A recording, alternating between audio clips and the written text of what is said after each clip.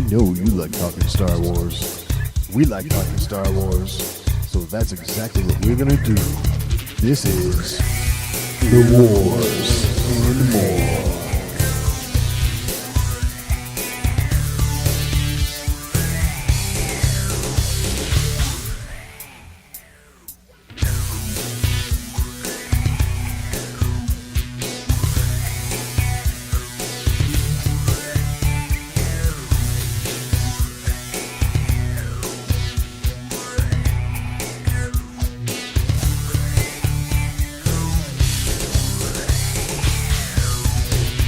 We are live to tape from the frozen tundra that is Michigan right now. You know, I imagine this is kind of what Hoth feels like.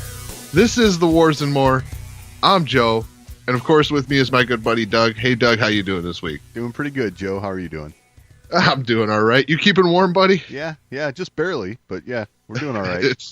It's hard to do right now. We saw temperatures today, like what was like 30 below with the wind chill. Yeah. Woo! It's cold. Bring your tauntaun and lightsaber, man. Like, right. It is cold here. You know what else is cold? The Star Wars news feed. Yeah, right. This is true, but, you know, there's always something to talk about. Yeah, there's definitely stuff to talk about, but, man, you know, it seems like a thing now that we point out, like, Star Wars show is still MIA. Right. I don't know what's going on there. Like, they must be working on something big, I hope. Yeah, hopefully. But I mean, I know it's not one thing. They're not working on a trailer. Most likely. Right. Because comicbook.com right now is reporting that there will not be an episode 9 trailer debuting it during the Super Bowl.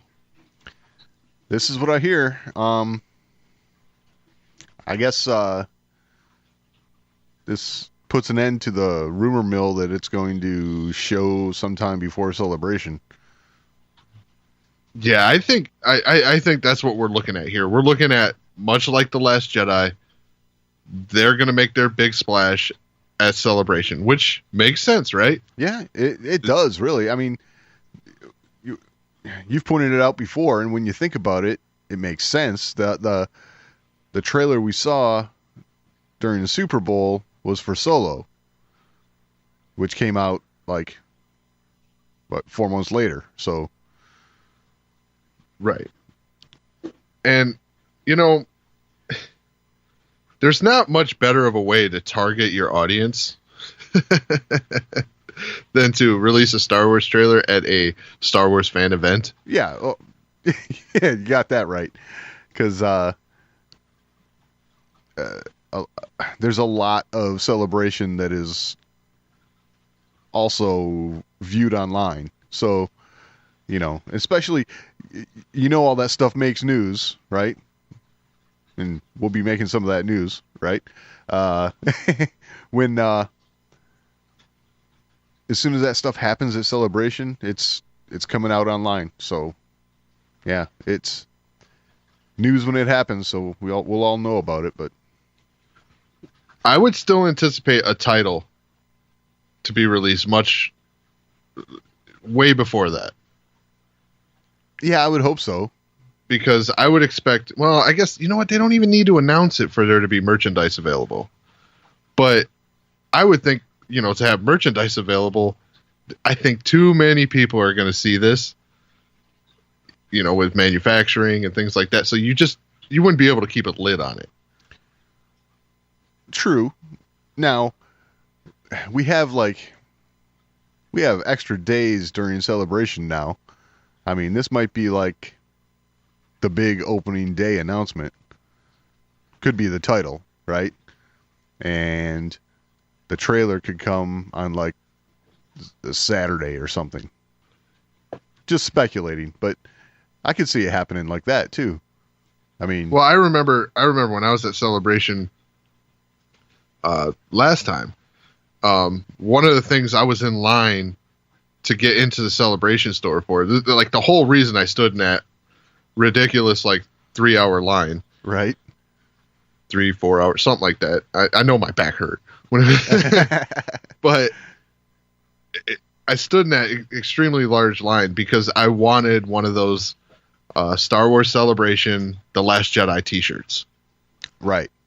You know, and I got in there and I ended up having to get a large. I need a 2X because they just don't make shirts long enough anymore. I don't know what happened because, you know, I'm a taller guy. Yeah. Yeah. Totally. But I'm not necessarily a bigger guy. You know, I'm bigger, but I'm not, you know, that big. I'm not 2X, you know, size as far as like width of a shirt. You need a 1X shirt with a 2X length. Exactly. I need a 1XT. Right. You know? But for some reason, one day they decided to start making XL shirts shorter. I know what you mean because, yeah, I'm a 1X guy, and I've definitely noticed this myself. So I'm the type of person who likes a longer shirt anyway. So right. But yeah, I got into the store and all they had 1XL on the shelf, a bunch of smalls. Nice. I'm like, okay, whatever. Yeah. But I ended up just buying a large, and my mistake. There were 2 larges because we got 2 of them. Aha. But yeah, either way. Point of bringing that up is I would expect there to be a title announcement before Celebration because of the whole merchandising thing. I got you. Yeah, I could see that. I mean, you know, I don't know. We could get something before Celebration, yes, but I have no idea when that would happen. You know, moving past the Super Bowl and between the Super Bowl and Celebration, I have no clue on when that might be then. Right. You know what I mean? You know, they're talking about Disney is not confirming any of like what they've purchased or whatnot for ad slots during the Super Bowl. Right. They have purchased slots. Yeah, but they're not confirming what they've purchased or what, you know. Right. And well, the thing is they've got a lot of different properties they can use those slots for. Yeah, it says right here on comicbook.com that you know, that they've purchased slots for the remainder of their 2019 slate, which includes Captain Marvel, Dumbo, Aladdin, Avengers Endgame, Toy Story 4, and The Lion King. So, I mean, that's a lot of stuff to purchase, especially for the Super Bowl. It's big money. Yes. Now, but correct me if I'm wrong, though. Each one of those comes out before Star Wars, does it not? Oh, yeah. Yeah. So significantly before Star Wars. That's what I'm saying. It only makes sense to promote those films first. Right. Because, yeah, here's the dates here. Captain Marvel, March 8th. Dumbo, March 29th. Aladdin, May 24th. Avengers Endgame, April 26th. Toy Story 4, June 21st. And The Lion King, July 19th. So. Wow. All but one of those are in the first half of the year. So. Yes. Yeah. That makes a lot of sense to have all of that promoted before Star Wars. But you never know. Maybe they'll purchase a tiny ad slot just to reveal the title. Yeah, it's possible. Because I think of, it was Miller High Life. I can't remember how many years ago it was. But you remember the spokesman they used to have for that? The guy who would go in and say, "You lost your ability or lost your right to sell the High Life," you know, like. Oh, yeah. Now I remember. Well, they had just they bought an ad slot that was like, it was like 2 seconds. Really? Yeah, and all it was he came on the screen and went, "High Life." That's it. Nice. It was like if you blink, you miss it. But it was like, okay, that was the most hilarious commercial of the Super Bowl. Yeah. But anywho, I mean, I wouldn't be surprised to see that, but I wouldn't hold my breath. Right. They could do that, but I'm sticking to my guns though, and I'm gonna say that title announcement is gonna be when Star Wars show finally returns. It makes sense because this long hiatus, it makes sense for them to come back big. Right. Something that really, rattles the earth, Yeah. Yeah, totally. I mean, it could end up being, here's your celebration announcement, Mark Hamill, Daisy Ridley, all that. That would be big. Yeah. But I'm really feeling like a title's in the it's in the wings here. I could see it happening. Yeah. I mean, it's hard to say at this point. I mean, we'll find out with the Super Bowl, but like I said, beyond that, I just don't see any event that makes sense for them to release it, other than, like you say, the Star Wars show coming back.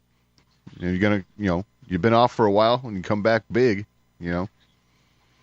I mean, there's no doubt that whether it's the first trailer or the first full-length trailer or whatever, that's coming at Celebration. Right. One of those two items. And if they're not doing a Super Bowl, they're doing Celebration, period. Yeah. I don't see any other, unless, they put it in front of Endgame. Yeah, but, man, I don't know. Putting it in front of Endgame would seem rather lackluster compared to how they've done every other Star Wars trailer recently. Recently, exactly. That sort of thing used to be a big deal for trailers, right? We've talked about the episode 1 trailers and stuff. When the first place you could see a trailer was in a theater. Well, now you get to see a trailer first everywhere. Yeah. Now, like a lot of things, the internet has ruined that. Yeah, exactly.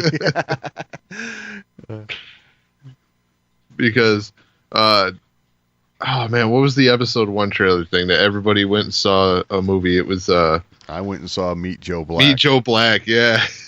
Yeah. And, yep. The main reason I went was for the trailer, so. Yeah, I guess nowadays, they really don't want people leaving before the movie. I stayed and watched it. A lot of people didn't. I know. A lot of people went and spent at that time, you could probably go see a movie for about $7. Yeah, it was about that. So $5-7 for like a normal showing. Matinees were like $2-3. Oh, those were the days. Now you can go see a matinee for like 17. Right. But yeah, other than Avengers, I don't see another place before Celebration. Right. Which, wait, Avengers isn't even before Celebration, is it? No, it's after. Right. So it probably will be slotted in front of that movie then. Yeah, after Celebration. Right. So that might be the first place we get to see it on the big screen then, that trailer. Yeah. Worth noting. Yeah. I'm cool with that. Yeah, me too. I might have to go sleep in line. Get into the main stage. Ah, yes. I'm just going to say that. I'm probably not going to do that. I'll watch it on the simulcast that they do on the main floor. Right. Yeah, I was going to say, it'll be everywhere, right? Yep. So, although, unlike last time, this time they have a whole day of which I just get to go explore the main floor and, do autographs or, all kinds of other stuff. I don't have to go in and try and get right into all the meat, you know. Right. So, who knows? That'd be maybe nice. I will put myself through the pain of sleeping on the floor. That's, it's a true Star Wars fan experience right there. Yeah, you know what? I've done my fair share of waiting in line in ridiculous situations. Yeah. I don't know if I'm really up for it anymore. Yeah, I know.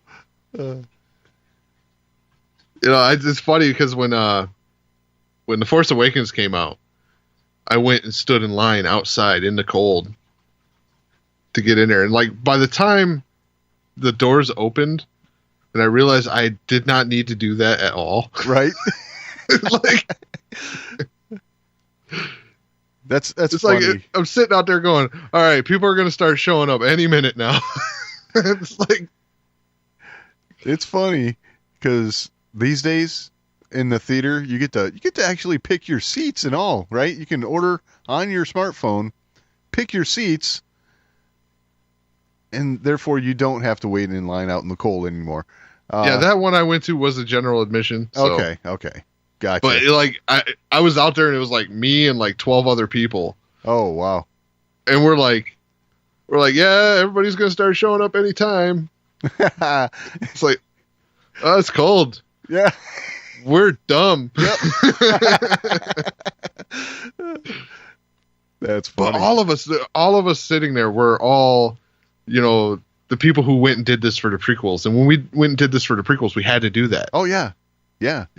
There was lines around the building for that. I remember that. So, yeah, live and learn. Yeah. Times have changed. Yeah, now like for the Last Jedi and for Solo and for Rogue One, I did the Thursday night show. Yep. And bought my tickets in advance, had my seat. I could take my time getting in there. Absolutely. So that's the way to go right there. Yeah, it's thinking back, it's real nice. Episode 3, I went at midnight. Right. Episode 2, I went at midnight. Episode 1, I went the next day. Yeah. I was a little young for episode 1. My parents would not let me go. Right. At midnight and stand in line with a bunch of adults. Yeah. So, yeah. Anywho. Right. Speaking of episode 9. All right. Okay. Anthony Daniels. He's wrapped. He's done shooting C-3PO. Awesome. I mean, I guess that's awesome, right? I was just going to say awesome. I mean, this might be the last time we see C-3PO in a saga film. True. You never know. I mean, it's the last Skywalker saga film. Right. So, who knows how much we're going to see Anthony Daniels in that costume. Yeah. Yeah. I don't know. It wouldn't surprise me if he decided to hang it up pretty soon, but I don't know, man. Can't wait to see it, but well, he hung his hat on his character being the only one of 2 characters that showed up in every Star Wars film. Right. And that ended in Solo. Right. I mean, he showed up in Solo, so he's still... Yeah, he's the only actor who has been in every film. Every film, right. But, yeah, he's not done every film now in the golden suit. Exactly. So they do have a little bit more filming to go, right? I mean, they're expected to go into February sometime, Correct. And I believe that's when Hamill's supposed to be doing some of his stuff, right? Yeah. So there is still some stuff to be shot, but C-3PO. And knowing JJ, they'll be shooting stuff in August. Yeah, really. Yeah, could happen. That's funny. I would not be the least bit surprised If so, yeah, if he's still shooting in August, especially so, I just noticed this. So filming for episode 9 actually kicked off in August. Right. So August to February, that is nuts. Yeah, we talked about this before. This is a long shoot. Yeah, I know, but now that we're here towards like what's presumably coming up on the end of shooting, right? It's like, wow, this has been going on a while. Yeah. You know, you can say it's going to be a while, but once you live it. Well, I imagine that like a lot of the stuff that was being shot early on is in post-production already, and you know, the stuff that is still being shot is going to be, you know, taken right up to the wire. They'll be tweaking it a week before it releases. Oh yeah, I'm sure. And I'm sure a lot of the stuff that's right towards the end is going to be the real important stuff. Exactly. You know, the stuff you don't want out too soon. Right. Even though it seems like all the actors are scared to say anything. Yeah, well, I think they all have good reason to be. I don't know if I'd use the word scared, but you know, contractually I don't know. obligated. I wouldn't be surprised if they got someone following them around. Oh, that's possible. Yeah. You know, there's a guy in a suit sitting back in the corner. Right. Giving them the stern look. Like, yeah, you better not do it. Right. So, yeah. Yeah, this is craziness. But, I mean, I guess we say that now. Like, we get more news now about filming and, you know, all the goings on behind the scenes. We get more of that now than we ever did. Even though information is scarce, we're still getting more word from behind the scenes than we did, say, during the prequels. Right. Yes. I mean, it comes at us a lot easier now, that's for sure. I mean, you know, there's a lot of outlets like like us right here, you know, where there's speculation, there's talk, and you know, I remember the days before episode 1 came out. If you wanted to get spoiled, you would go to a website like theforce.net or something, and you'd have to highlight this section of the blog and in order to be able to read it. And they would keep everything under wraps, as you know, you could scroll through and bypass it if you wanted to, but you know, it wasn't the same kind of flow of information that is available now, for sure. And you know, even stuff like, you know, the actors being accessible with all the social media that there is, you know, we hear from them all the time about whatever, you know, just not spoilery stuff. Yeah, you know, even during the lifespan of our little show here, you know, we look at what we did for Rogue One and, well, Rogue One? No. So Last Jedi and Solo. Right. Okay. We were talking spoilers, and we were talking, you know, leaks and things like that. Yeah. So far with episode 9, we got nothing. Yeah. I mean, we've had one spoiler segment, and it was as light as it gets. Yeah, exactly. Yeah. So it's definitely a different tone and a different, but I guess this is the end of the Skywalker saga. This is the biggest one to date, right? Yeah, we better hope so, right? I mean, that's the way I'm looking at it. That's what it's supposed to be. It's the culmination of, you know, what 8 previous films. So, yeah, it's just a different feeling. That's for sure. So, well, I mean, I kind of like it.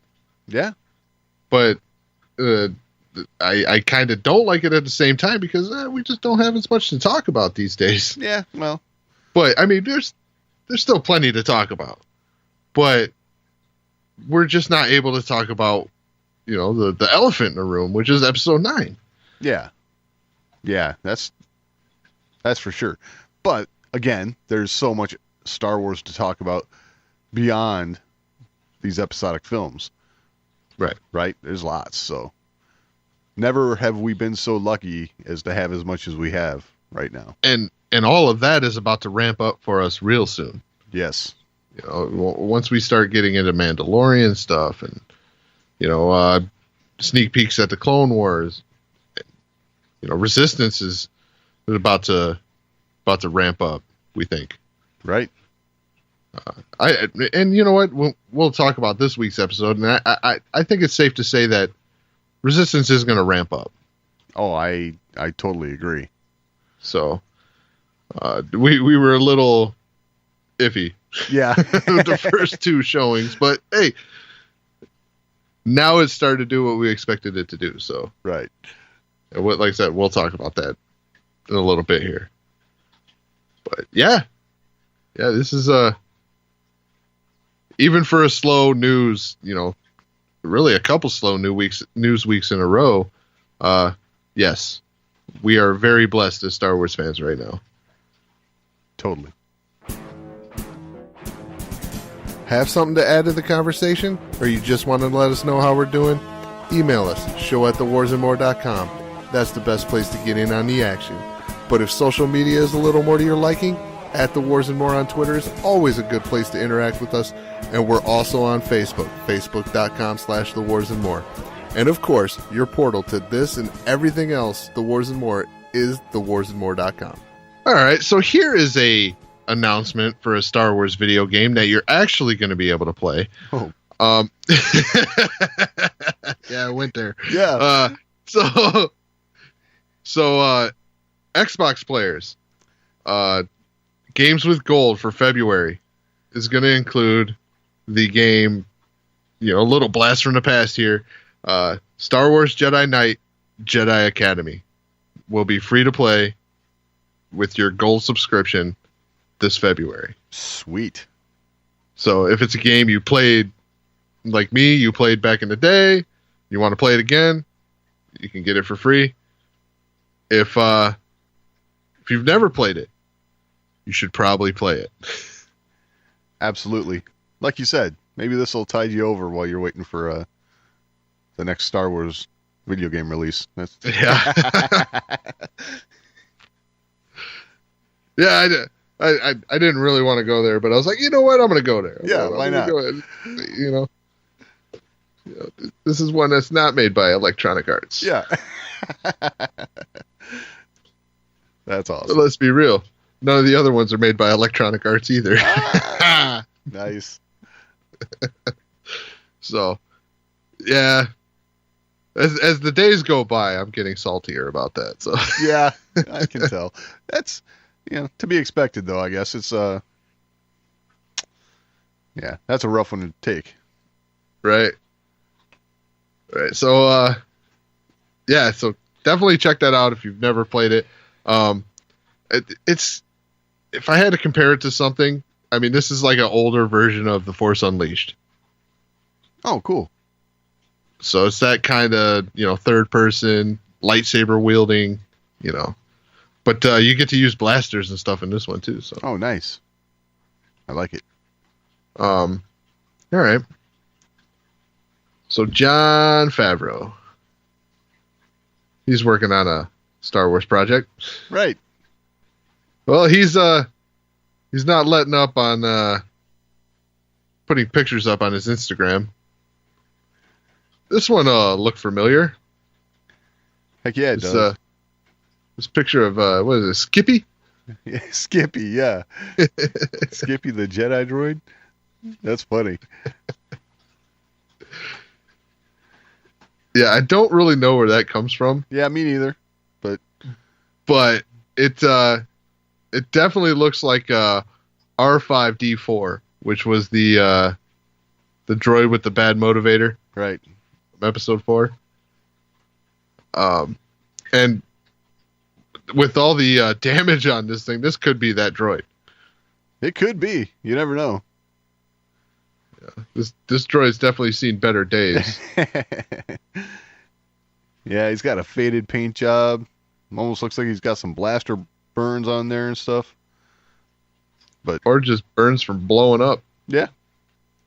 You know, it's what's really cool is with the stuff we're seeing from the Mandalorian, I think we're going to get a lot of familiar Star Wars stuff.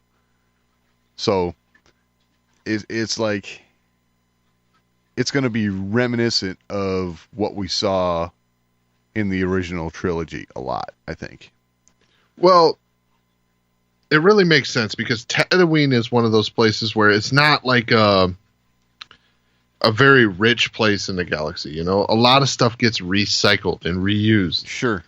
So to see stuff from the past wouldn't be that out of the realm of, you know, believability. Right. Because they would reuse it. You just don't let something go to waste because you just don't have that much. Right. That makes a lot of sense. I mean, you know, this is anywhere in the outer reaches of the galaxy, you know, you would think is going to be the same sort of case because, as you said, you don't have all of the resources coming in like you would in the core worlds, I guess. That's right. Yeah, it's definitely cool, and I definitely like all these, you know, nods to the past.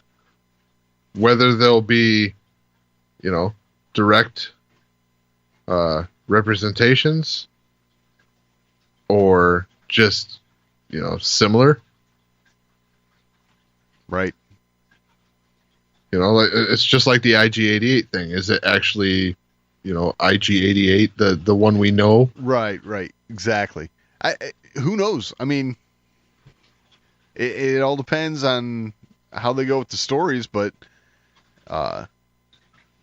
you know, especially with somebody like Filoni involved, I could see small references to stuff that, you know, those of us that are really, really hardcore Star Wars fans, we're going to catch that maybe the casual viewer doesn't. Right. You know? And it won't take anything away from the experience for that casual viewer, but, you know, those of us that are steeped in Star Wars all the time, you know, we're going to catch that Clone Wars reference or, you know, whatever, you know. Or not only just the hardcore fan versus the casual fan, but the older fan getting a chance to, you know, share stuff that we know and stuff that we've experienced in our time with newer fans because it's there now. Yes. So it's become common ground. You know what? I like that you say that because that right there could open up the door for younger fans. You know, when they see their parent get excited because they saw a certain character or a certain prop or whatever, you know, then they're going to want to know where that comes from. So that's going to lead to more original trilogy viewings. I mean, I can see it going no other way. You know what I mean? Or it's like, hey, you know, there was this book I read back in, you know, 1995, you know? Right. It could be that way too. Yeah. So it's going to be fun to bridge the gap, you know, like, and I think in Star Wars, we really need this. I agree. We need more stuff that is going to bring all of us, the new fans, the old fans together. Right. You know, these tiny little bridges. Yep. I couldn't agree with you more about that. And I have to say, this is one place that I feel like the sequel trilogy has been lacking.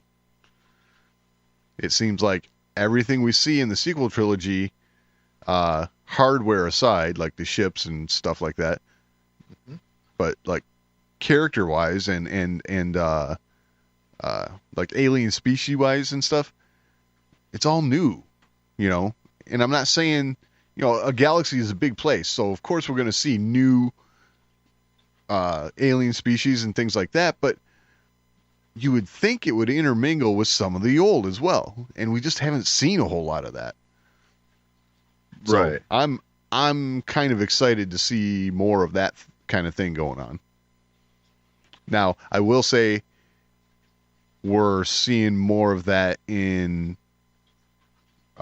Resistance, which is Well, kind of yeah, nice. I was just gonna bring up Resistance with the Carillion Corvette, for example. Uh-huh. You know, them bringing in the Carillion Corvette was a nice bridge between the sequel trilogy and the original trilogy. Right, You know, so having one of those blockade runners. right. But So even the alien species and stuff, like I was saying, you know, yeah, we'll get into that, I'm sure, but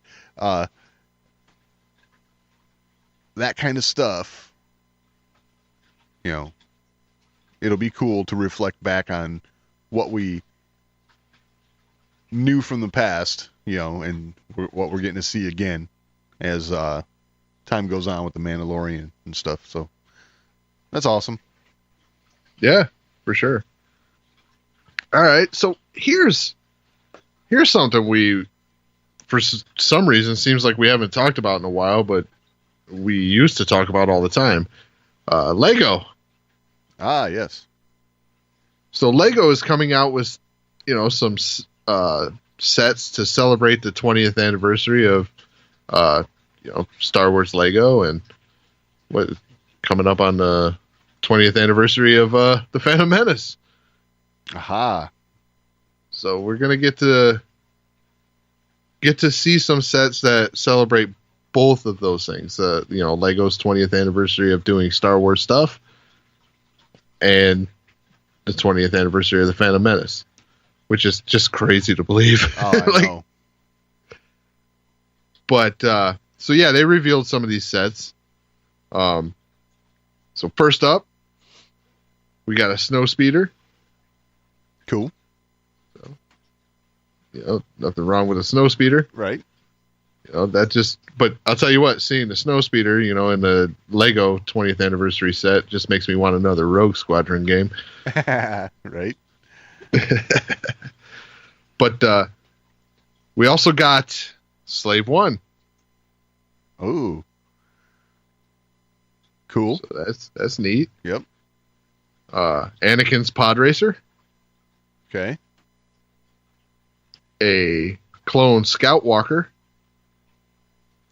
which Okay. this set looks like it has one of those droid. I don't know if it's those walkers that look like a skull on legs, Oh, yeah. Okay. kind of bug looking. Right. So yeah, it looks like that comes with that set. Cool. And then an Imperial dropship. Nice. So some neat sets. Awesome. Yeah. That's awesome. Sweet. Yeah. So I haven't seen a release date for any of these or anything like that, but yeah, they look cool. Okay. The Slave One I like because this one's got like a lot of color in it, you know. Right. Even in Lego, they don't seem to inject as much color as they do the blacks, the grays, things like that. Right. So this has got a lot of the red and green, Boba Fett look. But does it come with a Han and carbonite? Yes, it does. Ah, awesome. So at least it looks like it. Hey, it's got to. If you're going to have a Slave One, you got to have the Han and carbonite to go on board. Yeah, it definitely looks like it's coming with a Han and carbonite. Put Captain Solo in the cargo hold. Yeah, get to play Star Wars. Yeah. All right. So moving right along, So Disney Plus, we've been talking about that a lot over the last couple weeks. Right? So they just announced, at least it's being reported, their budgets for 2019. Yeah. So this is taken from an article at Variety, and it just kind of caught me because, everything, whenever you're talking Disney, you're talking big numbers, right? But man, I just saw it and I just thought, wow, this is kind of amazing. But it estimates the company will devote about $500 million to original programming for Disney Plus in 2019. So, dang. When I saw that number, I was just blown away that they're devoting that just to original programming for the streaming service. So, $500 million. Yeah. They go on to say, and we all know this already, but Disney spends more on content than anyone else globally, which of course, yes, we know that, but yeah, it's still a big number for. Yeah, refer back to that lineup for 2019. Right. Exactly. But this article also goes into some of the inside baseball stuff that I thought was just a little interesting because, we don't always get to hear about this kind of stuff, but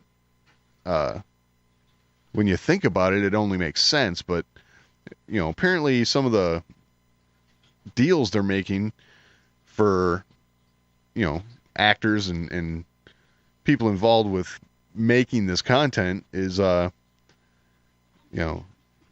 it says here is Disney ultimately settled on a formula for buying out points up front, much as Netflix, Amazon, and HBO do, because there will be no aftermarket sales of the titles to split among participants.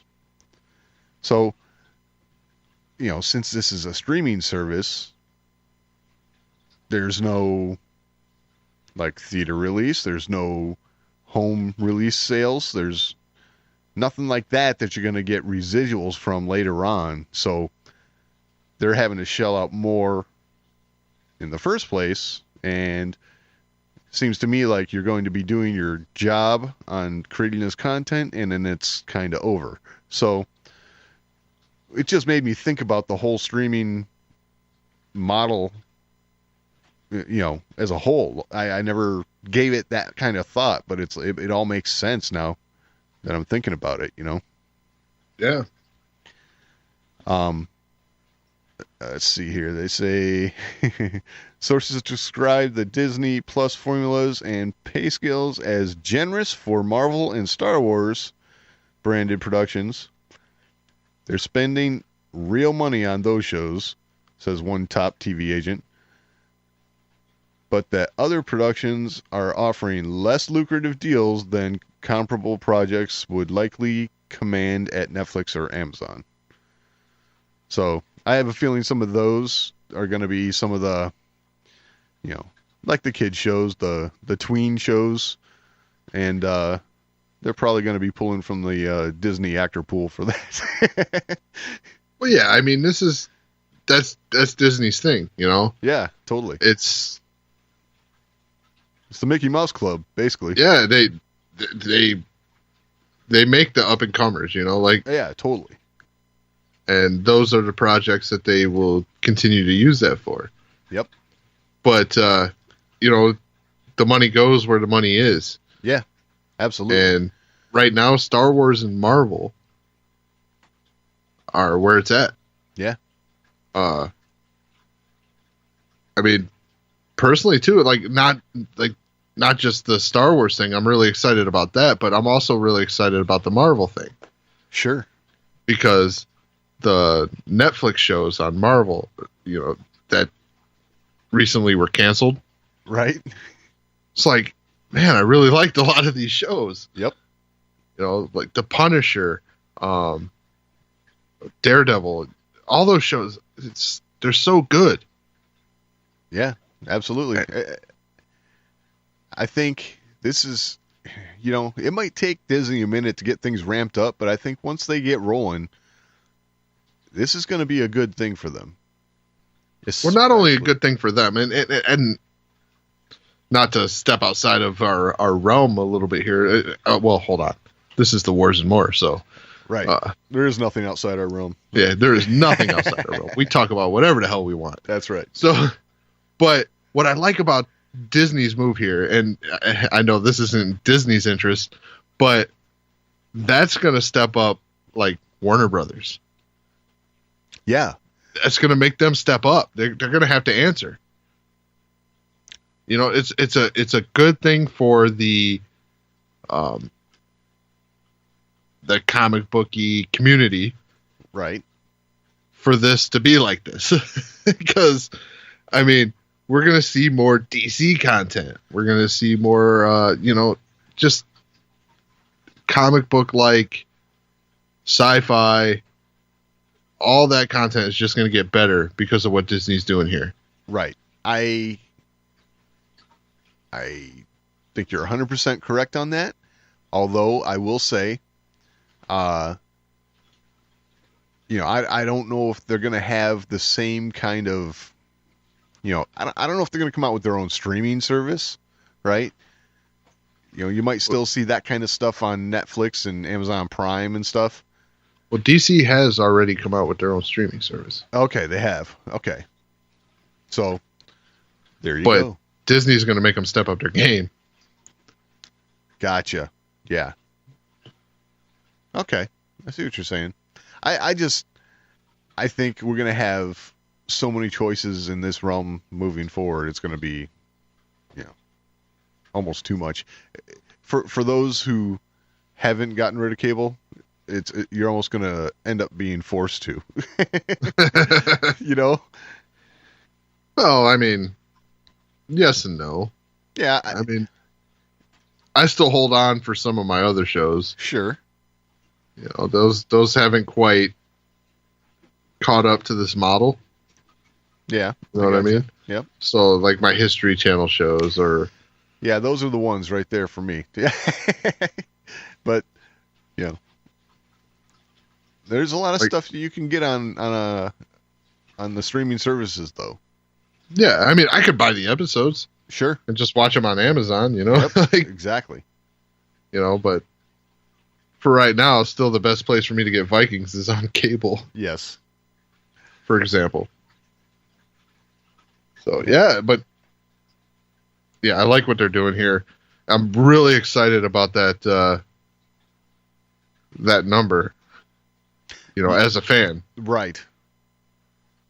Well, we've already heard that they're dumping $100 million into 10 episodes for The Mandalorian.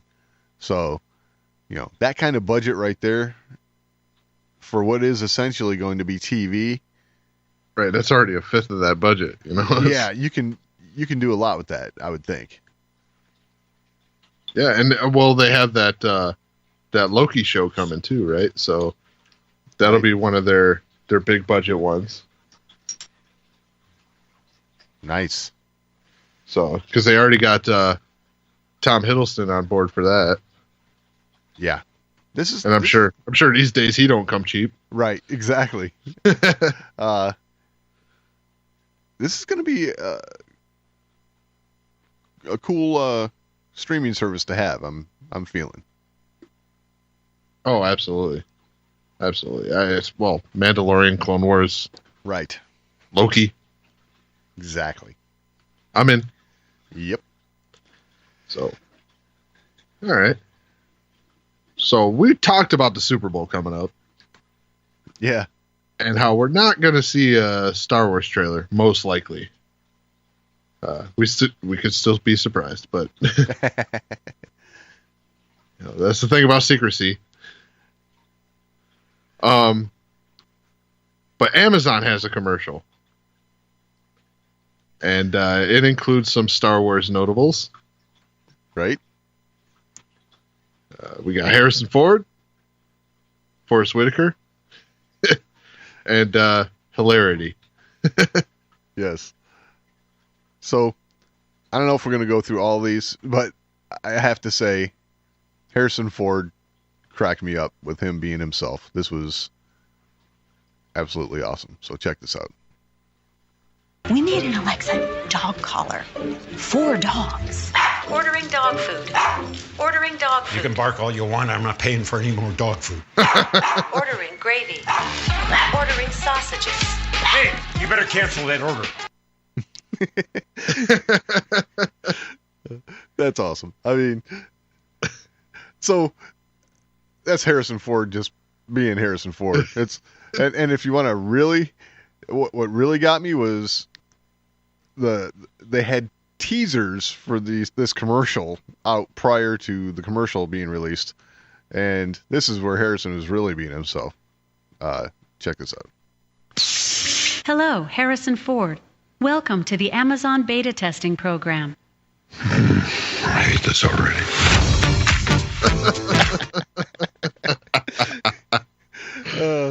You got that grumble. Yeah. Like, I hate this already.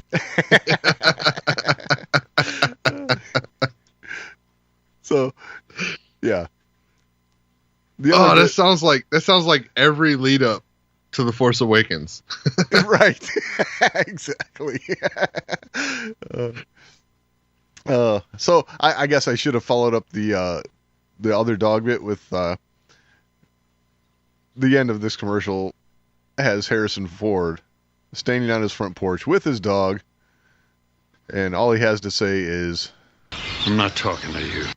Because they are delivering pallets of dog food to his house. So, oh, that's great. Yeah. So real quick, we'll roll through these Forrest Whitaker ones. So, which were good as well. Yes, his where'd it go here? Oh, his teaser. Hello, Forrest Whitaker. Welcome to the Amazon beta testing program. Weird.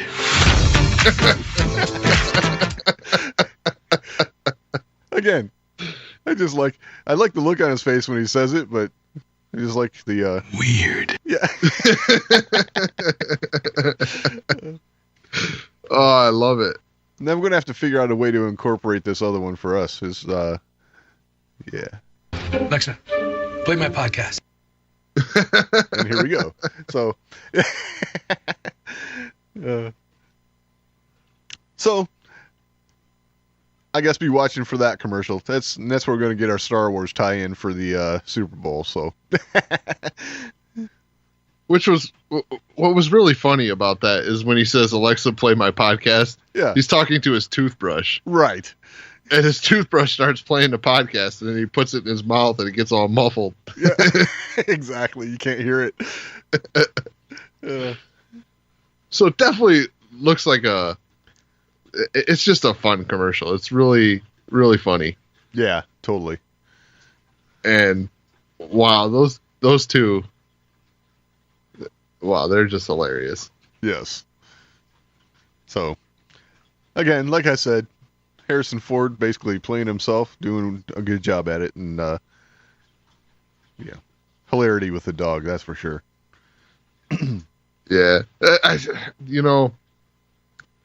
every time I hear stuff like that, I just think back to what show was it on? Was it on Kimmel, where he was trying to get Harrison to reveal something for The Force Awakens before they had announced it? Right. So they hadn't announced the movie yet, and he says he offers him like $100 or whatever, and Harrison takes the money, puts it in his pocket. Right. He says, anything about Star Wars. He takes the money, puts it in his pocket, and goes, I hear they're making another one.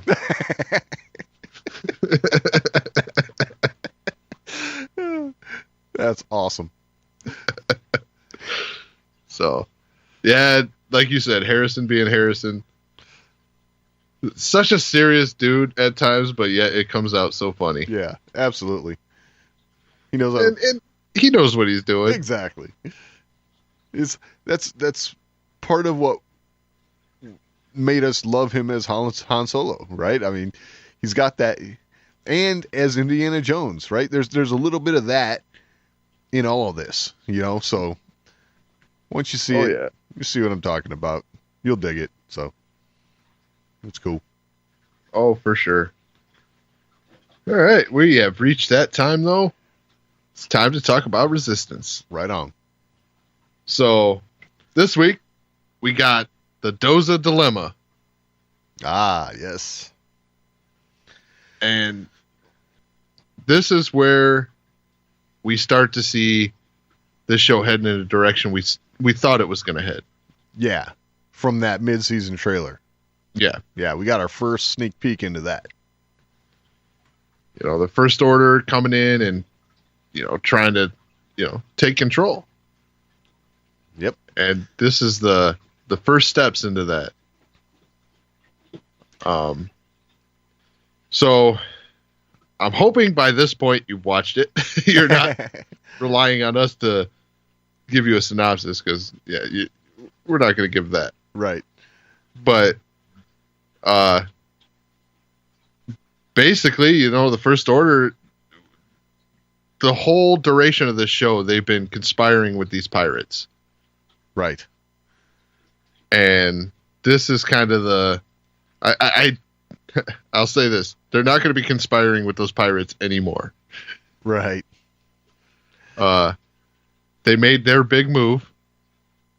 Yep. Which was to use the pirates to commit an act, which was kidnapping Tora. Right. And use that to say, hey, look, we're here to help. Exactly. See, we just saved your daughter. Right. This is the First Order is trying to look like the good guys in all this. That's the game they're playing right now. Yeah. And all along, we're just like, man, we really hate you. Right. Yeah. You are some evil people. Right. But, and Kaz here, he's one, I gotta say, okay, so when Kaz is, tailing these pirates. Yep. Man, I laughed out loud when BB-8 rolled over his foot. Oh, right. He covers his mouth. Yeah.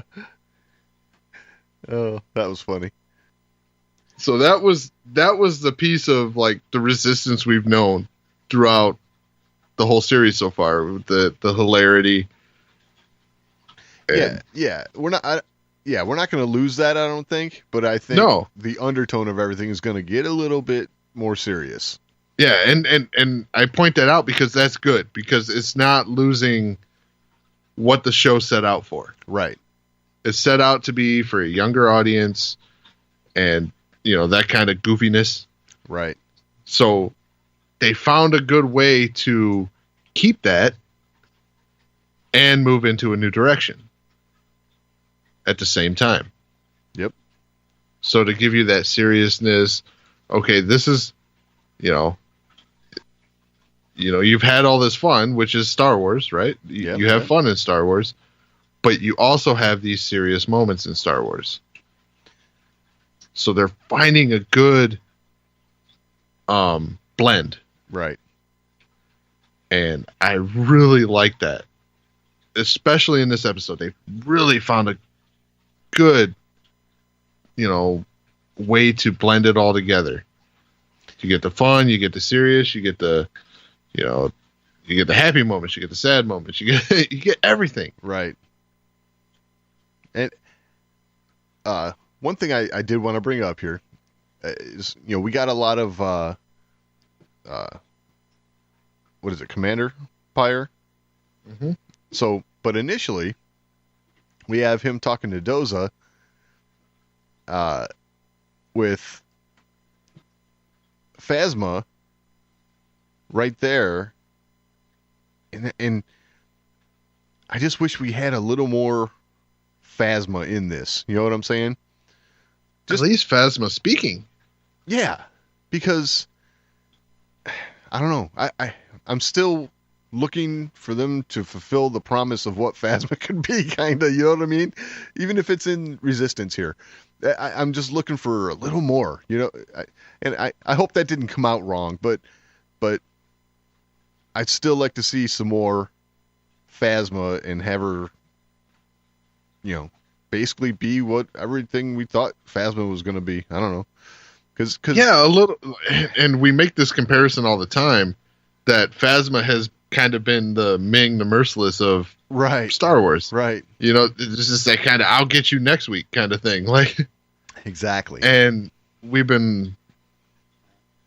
really thought with the way Phasma was sold in the beginning that Phasma wasn't going to be that. Right. But yet, Phasma still is that I'll get you next week, Yeah. Or next episode. Episode 7, Yeah. episode 8, yeah. But, again, she's standing right there. At least, because Pyre kind of like turns and gets the nod from her, But it's like, I would have liked to have seen her step in and kind of like maybe take charge of that conversation and exert a little force over Doza or something like that. You know what I'm saying? Yeah. Something like that. Yeah, see a little more, I don't want to say competence, but yeah. Yeah, take charge of the situation a little bit. Yeah, that's what we expect out of Phasma. Right. That's what we want to see. Yep. It's this badass looking character you created that just seems to not be able to win. Right. And it seems weird to root for the bad guys to win at all. But you kind of want that out of Phasma a little bit just to kind of meet that expectation. Right. Well, if the bad guys are always just losing, then they're not really that bad of a threat, are they? Right. I mean, they gotta get a win here and there in order for you to kind of be alarmed when they're around. So, which, has anybody seen Gwendolyn Christie on the set of episode 9 yet? I have not heard. That'd be interesting because, man, that'd just be a wow. Yeah, exactly. We got teased this badass chrome-plated stormtrooper. Right. And all we got was a stormtrooper. Yeah. Yeah. But, what else was there here? I don't know. I lost my thought here. Just trying to think of the episode. Got to see Von Reg again, right? Yep. He's the one who kind of pulled the switcheroo on the pirates. And, I guess I would like to see Von Reg, like, in his TIE fighter some more, Yeah. Von Reg reminded me of a James Bond villain here, right? Yeah, kind of. Walks down the platform. Commander Pyre sends his regards and starts shooting everybody. Right. Oh, this is what I was wanting to touch on. Right. So some of the characters that were getting shot, right? We had a Transdoshan, right? Mm-hmm. Weequay. It's like these are some of the familiar species we know of from the prequels and the original trilogy, and that's the kind of stuff right there that was like that.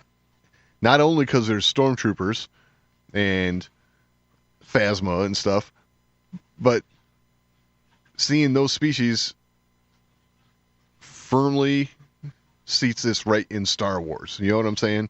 Mm-hmm. That was kind of cool. That was some of the stuff that I was watching going, yes, I love that. So even at the beginning, like in the cold open of this episode, we got to see an Ithorian in a spacesuit, kind of like a astronaut suit. It looked like, sitting at the bar. Again, even little things like that, kind of cool. Yeah, those familiar OT, aliens. Yeah, yeah. That's one thing that is noticeably absent from the sequel trilogy so far. Right. And Resistance is doing a good job of bringing those back into the fold. Yeah, totally. So, but yeah, good episode. Starting to head the direction we were thinking. Yep. First Order, Pyre, actually left a couple troops on the platform this time to, quote-unquote, assist with security. Right. Yeah, they're always there to help. Right, exactly. And, Can't shoot worth a damn, but they're here. yeah, that's funny. And then by the end of it all, looks like Kaz is kind of onto his friend about her working with the. Her name eludes me right now, but she's working with the pirates or was, and Lunara, right, or something like that. right. But Wow. not only, is it she was working with the pirates, she's feeling kind of guilty for it, and I think we're setting up for one of those, she wants to turn good, but now Kaz is suspicious type deals. So, Right. Again, setting up for what I think is going to be some decent storytelling moving forward. Oh yeah, it's. I'm sorry, I'm trying to look up that character name real quick because now that's driving me nuts. Sorry But- about that. But yeah, it's definitely getting good, and we're seeing more out of even the supporting characters of Resistance. Right. Seeing more Tam, seeing more Niku, seeing more, Yep. Um, There is one thing that struck me funny, though. Now, wasn't it last time Kaz was flying the fireball around? It was doing okay, right? I mean, haven't and like Resistance mechanics even had done some work on it and stuff. But this time, as soon as that thing lifts off, it's like, wow, it's gonna fall out of the sky. yeah, it was definitely not in good shape. Right. Sonara. Got it. Thank you. Yeah, it was driving me nuts. I know the name. It's right there. Yeah. Everybody listening was screaming at us, but sorry we couldn't hear you. Yeah. Yeah, part of the problem of live to tape. Right. But yeah, it's good fun. Good stuff. Totally. And definitely looking forward to next week. Yeah, I think we're definitely heading into the meat and potatoes of what we saw in that mid-season trailer. So, should be good stuff coming up for sure. Looking for that Force Awakens crossover. Yes. But all right. If you have anything to add to the conversation, you can always email us, show@thewarsandmore.com. That's the best way to get a hold of us. But we're also on social media. We're at The Wars and More on Twitter, facebook.com/thewarsandmore. And you can find all that and all the ways to find the show over at thewarsandmore.com. Anything else to add this week, Doug? No, I think that's going to cover it for me. All right. We will talk next week.